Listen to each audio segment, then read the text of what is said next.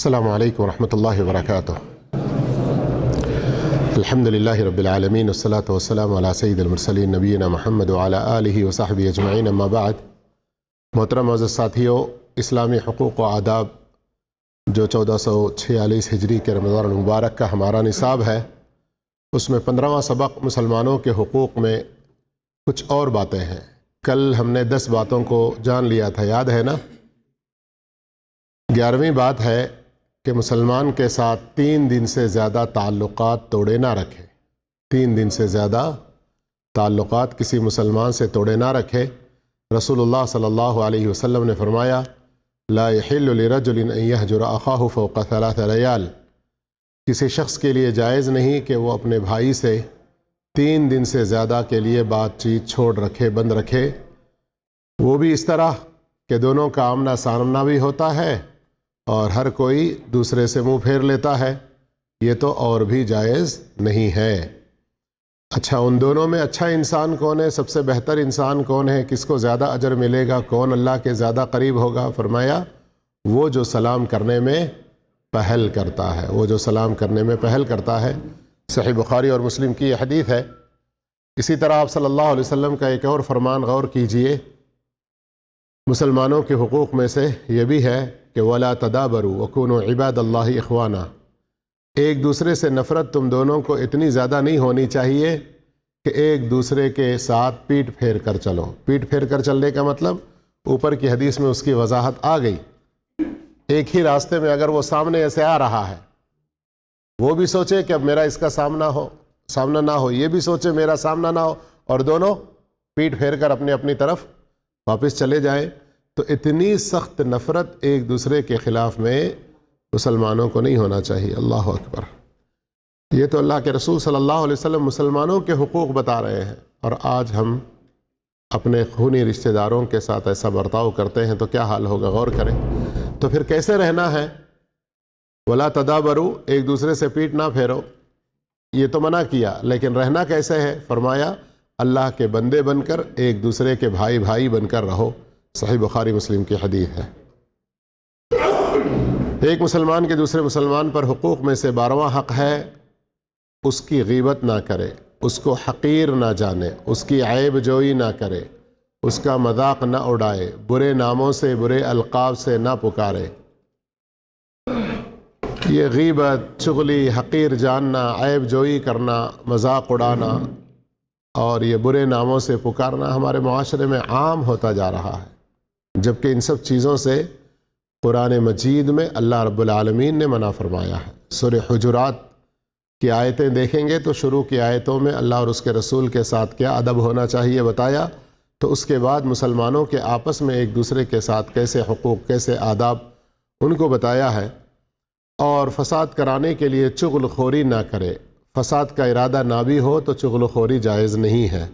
اس سلسلے میں آئیے کچھ دلیلیں سنتے ہیں۔ سورہ حجرات کی آیت نمبر 12، یا ایھا الذین آمنوا اجتنبوا کثیرا من الظن، اے ایمان والو بہت ساری بدگمانیوں سے بچو، بہت ساری بدگمانیوں سے بچو، اس لیے کہ یہ بدگمانیاں گناہ ہیں۔ اور بھید نہ ٹٹولا کرو، بھید نہ ٹٹولا کرو تھوڑا سا اردو گاڑی ہے، اس کا مطلب یہ ہے کہ کسی کی جاسوسی میں مت پڑو۔ کسی کا صبح و شام اٹھنا بیٹھنا، آنا جانا وغیرہ دوسرے سارے معاملات۔ اور قرآن مجید کی اس ترتیب پر غور کریں آپ تو بڑے حیران رہ جائیں گے۔ جو انسان پہلی برائی سے نہیں بچا تو دوسری ساری برائیوں میں بھی پھنستا چلا جاتا ہے۔ آیت کی ترتیب میں اللہ نے کیا بیان کیا؟ 3 باتیں ہیں، ذرا توجہ سے سنیے، پہلے ترجمہ اچھی طرح، اس کے بعد سمجھیں گے پھر۔ اے ایمان والو بہت ساری بدگمانیوں سے بچو، اس لیے کہ بہت سی بدگمانیاں گناہ ہوتے ہیں۔ اس کے بعد دوسرا ہے کہ جاسوسی نہ کرو، ولا تجسسوا۔ تیسرا ہے ولا یغتب بعضکم بعضا، غیبت نہ کرو۔ اب وہ غیبت کی گھناؤنی کیا صورت ہے اس کو بھی اللہ نے واضح کر دیا۔ اگر کوئی انسان بدگمانی سے نہیں بچتا تو پھر جاسوسی سے بھی نہیں بچ سکتا۔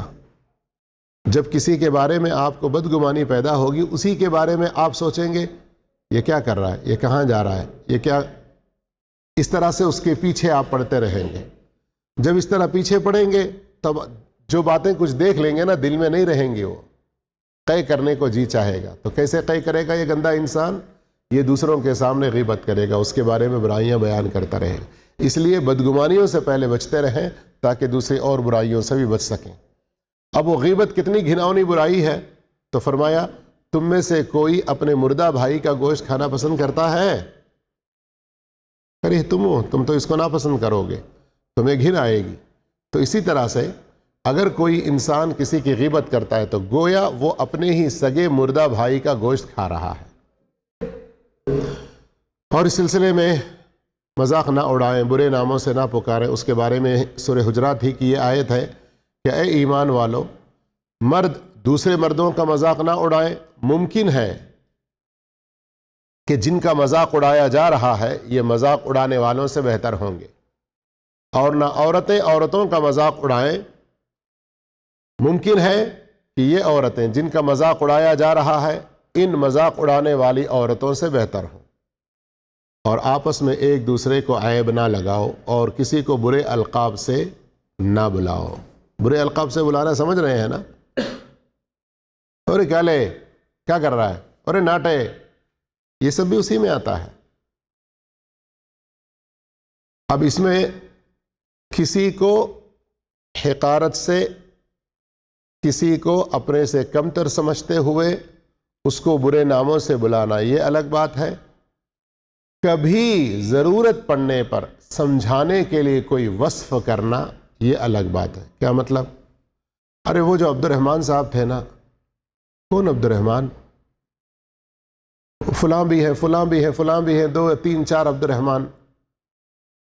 تو اب اگر چاہیں تو ان کے خاندانی نام کے ساتھ بلائیں، یا ایک خاندان میں ہی 2 3 عبد الرحمن ہیں، لیکن اس میں سے جن کو آپ سمجھ رہے ہیں وہ ذرا ناٹے سے ہیں، تو آپ نے کہا وہی جو ذرا پست قد کے ہیں، چھوٹے قد کے ہیں.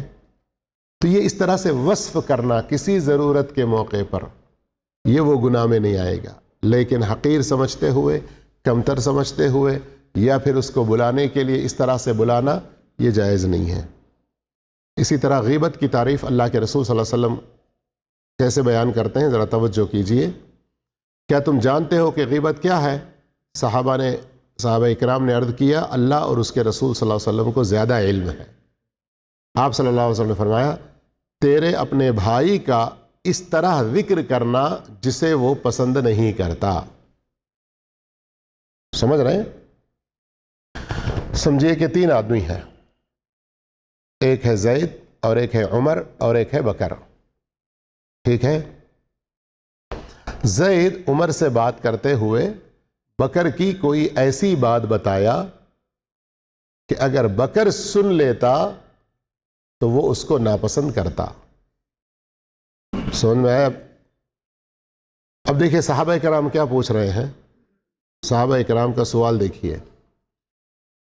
اللہ کے رسول صلی اللہ علیہ وسلم اگر اس میں وہ بات ہو جو میں کہتا ہوں، یعنی زید عمر سے وہ بات کر رہا ہے جو بکر میں موجود ہے، تو اللہ کے رسول صلی اللہ علیہ وسلم نے جواب کیا دیا؟ اگر اس میں وہ بات ہے جو تو کہتا ہے تو یہی غیبت ہے، اور اگر اس میں وہ بات نہیں ہے جو تو کہتا ہے تو یہ کیا ہو جائے گا؟ بہتان باندھنا ہے. یہ بہتان ترازی ہے، الزام تراشی ہے. حجۃ الوداع کے موقع پر آپ صلی اللہ علیہ وسلم نے یہ بھی فرمایا فَإِنَّ دِمَاءَكُمْ وَأَمْوَالَكُمْ وَأَعْرَاضَكُمْ حَرَامٌ عَلَيْكُمْ. مسلم شریف کی صحیح حدیث کہ بے شک تمہارا خون، تمہارا مال، تمہاری عزتیں ایک دوسرے پر حرام ہیں. یعنی کوئی کسی کا خون نہ کرے، کوئی کسی کی بے عزتی نہ کرے، کوئی کسی کا مال نہ لے.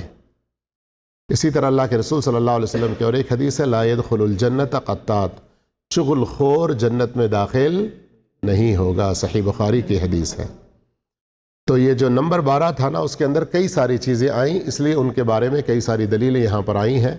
نمبر 13 کسی مسلمان کو گالی نہ دے، چاہے وہ مسلمان زندہ ہو یا مردہ. کوئی مسلمان مر بھی جائے تو اب اس کو گالی نہیں دینا چاہیے. اللہ کے رسول صلی اللہ علیہ وسلم کا فرمان ہے سباب المسلم فسوق وقتالہ کفر. مسلمان کو گالی دینا گناہ ہے اور اس سے لڑائی کرنا کفر ہے. کفر سے مراد یہاں سٹیپ بائی سٹیپ الگ الگ ہوتے ہیں. اللہ کے ساتھ جو شرک اور کفر ہے اس کا لیول بہت ہائی ہوتا ہے، تو یہ بھی کفر میں ایک طرح سے داخل ہو جائے گا، لیکن کم درجے کا۔ یہ بھی بخاری مسلم کی حدیث ہے۔ اور ایک حدیث میں اللہ کے رسول صلی اللہ علیہ وسلم فرماتے ہیں لا تسب الاموات، تم کسی مردے کو گالی نہ دو، مردہ لوگوں کو، مرے ہوئے لوگوں کو گالی نہ دو، کیوں کہ وہ اپنے آگے بھیجے ہوئے اعمال کو پہنچ چکے ہیں، جو کچھ انہوں نے عمل کر لیا، اچھا ہے تو اچھا بدلہ، برا ہے تو برا بدلہ اب وہ آگے پائیں گے۔ تمہارے گالی دینے سے کیا فائدہ ہوگا؟ تمہارا خود اپنا نقصان ہوگا کہ تم گنہگار بنو گے۔ نمبر 14، کسی مسلمان پر حسد نہ کرے، اس کے بارے میں برا گمان نہ کرے، اس سے نفرت نہ رکھے، اس کی جاسوسی نہ کرے۔ یہ برا گمان، نفرت اور جاسوسی کے بارے میں اس سے پہلے بھی آیت سن چکے ہیں، لیکن یہاں پر جو بات ہے کہ حسد نہ کرے۔ حسد کیا چیز ہے جانتے ہیں نا؟ ہمارے اردو زبان میں ایک ہے حسد اور ایک ہے رشک۔ اللہ نے ان کو علم سے نوازا، ان کو مال سے نوازا، میں یہ کہوں اے اللہ مجھے ان کی طرح سے علم عطا کر تاکہ میں بھی اچھا عمل کروں اور اس علم کو لوگوں میں اور زیادہ پھیلاؤں، تو یہ حسد نہیں ہے۔ ان کو جو مال اللہ نے دیا وہ اللہ کے راستے میں خوب خرچ کر رہے ہیں، میں کہوں اے اللہ ان کی طرح سے مجھے بھی مال دے تاکہ میں بھی تیرے راستے میں ان سے زیادہ خرچ کرتا رہوں۔ کسی کے پاس کوئی نعمت ہے، ویسی نعمت کی تمنا صرف ہم کر لیں تو یہ برا نہیں ہے، لیکن اس کی عادت بھی نہیں ہونی چاہیے، خاص کر اگر دنیا کی شان و شوکت کے بارے میں ہے تو۔ حسد کیا ہے؟ کسی کے پاس کوئی نعمت دیکھیں، کوئی بھی نعمت ہو، اور اس سے اس نعمت کے ختم ہو جانے کی تمنا کریں۔ ابھی تو ہمارے سامنے کا بچہ یہ کتنا ہی ہو گیا، اللہ کرے برباد ہو جائے، نکلتا ہے، لوگ اس طرح کی باتیں کرتے ہیں، تو یہ حسد بہت بری چیز ہے۔ سورہ حجرات کی آیت تو آپ لوگوں نے سن لی ہے اس سلسلے میں، اور حسد کے بارے میں تو بہت ساری حدیثیں ہیں، اور حسد نیکیوں کو ویسے ہی کھا جاتا ہے جیسے سوکھی لکڑیوں کو آگ کھا جاتا ہے۔ نمبر 15، کسی مسلمان کو دھوکہ نہ دے، اس کے ساتھ خیانت نہ کرے، جھوٹا معاملہ نہ کرے۔ اب دھوکہ، من غشنا فلیس منا، جو دھوکہ دے وہ ہم میں سے نہیں ہے، اللہ کے رسول صلی اللہ علیہ وسلم کی مشہور و معروف حدیث ہے۔ اور یہاں سورہ احزاب کی آیت نمبر 58 ہے کہ جو لوگ مومن مردوں اور مومن عورتوں کو ان کے جرم کیے بغیر ایذا دیتے ہیں، ان کو تکلیف دیتے ہیں، وہ جھوٹ صریح گناہ کے مرتکب ہوتے ہیں، بہتان باندھتے ہیں اور صریح گناہ کے مرتکب ہوتے ہیں۔ اور جو آدمی کسی مومن کو دھوکہ دے گا، اس کے ساتھ خیانت کرے گا اور اس کے ساتھ بات دے کر وعدہ خلافی کرے گا، تو یہ مومن کی نشانی نہیں ہے۔ حدیث سنیے صحیح بخاری کی، 4 عادتیں جس کسی میں ہو وہ خالص یعنی پکا منافق ہے۔ اللہ ہم کو بچائے۔ منافقین جانتے ہیں نا، ان المنافقین فی الدرک الاسفل من النار، منافق لوگ جہنم کے سب سے نچلے طبقے میں ہوں گے۔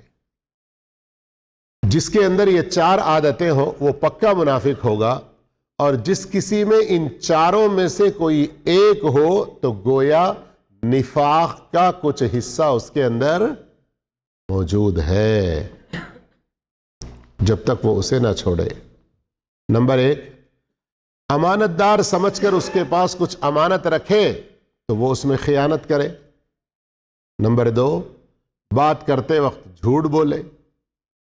اور نمبر 3، کسی سے کوئی وعدہ کرے تو اس کی خلاف ورزی کرے، اس کو نہ نبھائے۔ اور نمبر 4، کسی سے کیا تھوڑی سی لڑائی ہو گئی، بس گالی گلوچ اور برائی پر اتر آ جائے۔ تو اس طرح کا یہ رویہ، اس طرح کا یہ سلوک منافقوں کا ہے، مومنوں کا نہیں ہے۔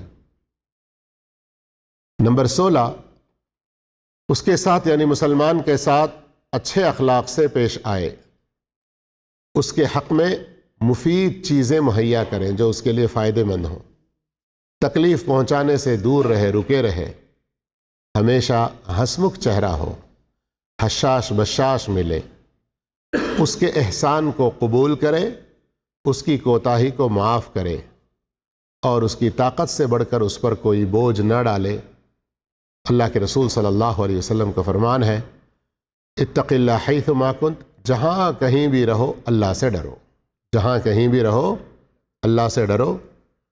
برائی ہو جائے تو نیکی کرو، کوئی غلطی ہو گئی توبہ استغفار کرو، نیکی کرنے لگو، کیوں؟ وہ نیکی اس برائی کو مٹا دیتی ہے، اور لوگوں کے ساتھ اچھے اخلاق کے ساتھ پیش آؤ۔ علماء اکرام اس حدیث کو جامع حدیث کہتے ہیں، یعنی ایک ایسی حدیث جس پر اگر بندہ ٹھیک سے عمل کر لے تو اس کا اللہ کے پاس بھی، دنیا میں لوگوں کے پاس بھی بہت اچھا مقام ہوگا۔ نمبر 17، اگر وہ بڑا ہے تو اس کی عزت و احترام کرے، یعنی کوئی بھی مسلمان جو آپ سے بڑا ہے آپ اس کی عزت و احترام کریں، اور جو آپ سے چھوٹا ہے اس کے ساتھ رحمت و شفقت کا برتاؤ کریں۔ اور یہ آج کے ہمارے سبق میں کی آخری بات ہے۔ اللہ کے رسول صلی اللہ علیہ وسلم نے فرمایا، وہ ہم میں سے نہیں جو ہمارے چھوٹے پر رحم نہیں کرتا اور ہمارے بڑوں کی عزت نہیں کرتا، وہ ہم میں سے نہیں جو ہمارے چھوٹوں پر رحم نہیں کرتا اور ہمارے بڑوں کی عزت نہیں کرتا۔ تو یہ 17 حقوق ٹوٹل ایک مسلمان کے دوسرے مسلمان پر بتائے گئے ہیں۔ ہم میں سے ہر ایک کو چاہیے کہ اپنے موبائل کے اندر نوٹ بک میں یا اپنے روم کے اندر کسی جگہ پر یہ پوائنٹس کی شکل میں لکھ کے رکھ لیں، پوائنٹس کی شکل میں لکھ کے رکھ لیں۔ صبح اٹھنے کے بعد ایک نظر دیکھ لیں، اور شام جب اپنے بستر پر جائے تو اس سے پہلے دیکھ لے اور جائزہ لے کہ آج میں نے اپنے مسلمان بھائیوں کے بارے میں ان میں سے کن کن حقوق کو ادا کیا، کس کو ادا نہیں کیا، یا کس میں کیا غلطی اور کیا زیادتی کیا۔ اس لیے کہ وہ گناہ جو آپ کے اور اللہ کے بیچ میں ہوتے ہیں، آپ ڈائریکٹ اللہ سے معافی مانگ لیں گے، اللہ معاف کر دے گا، لیکن وہ گناہ جن کا تعلق آپ کے اور، سمجھ رہے بات کو سنائی دے رہی؟ وہ گناہ جن کا تعلق آپ کے اور بندوں کے بیچ میں ہے، آپ کے مسلمان بھائیوں کے بیچ میں ہے، کسی کے بارے میں آپ نے زیادتی کی ہے، کسی کی آپ نے غیبت کی ہے، اور اس طرح کے کوئی حقوق آپ نے ان پر زیادتی کر دی ہے، وہ جب تک معاف نہ کرے تب تک اللہ بھی معاف نہیں کرے گا۔ شام کے وقت میں کم سے کم آپ ایک جائزہ لے لیں گے تو آپ سونے سے پہلے اللہ سے اپنے معافی مانگ لے سکتے ہیں، اور کم سے کم جس کے حق میں آپ نے کوئی غلطی کی ہے اس کے بارے میں مغفرت کی دعا اور اس کی بھلائی کے لیے دعائیں کر سکتے ہیں۔ اور اگر رات میں ہی ملنا ممکن ہے، واٹس ایپ کے ذریعے ممکن ہے، IMO فون کے ذریعے ملنا ممکن ہے، تو رابطہ کر کے اس کے ساتھ اپنا تعلق اچھا بنا کر آپ سو سکتے ہیں۔ کیا پتہ یہ آپ کی نیند، یہ آپ کا سونا آخری ہو، صبح نہ اٹھے اور کل قیامت کے دن آپ کے کھاتے میں نامہ اعمال میں دوسروں کے حقوق ہوں، جس کی وجہ سے کل قیامت کے دن آپ کی نیکیاں ان کو دی جائیں، کتنا بڑا خسارہ ہوگا۔